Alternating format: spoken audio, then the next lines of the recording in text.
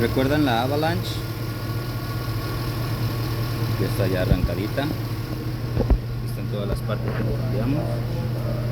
Capa de solenoides, juntas,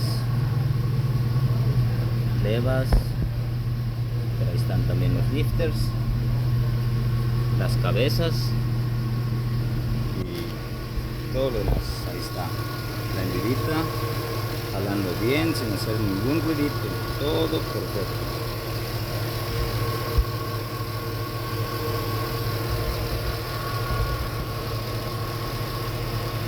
Ninguna fuga de aceite, todo quedó perfecto.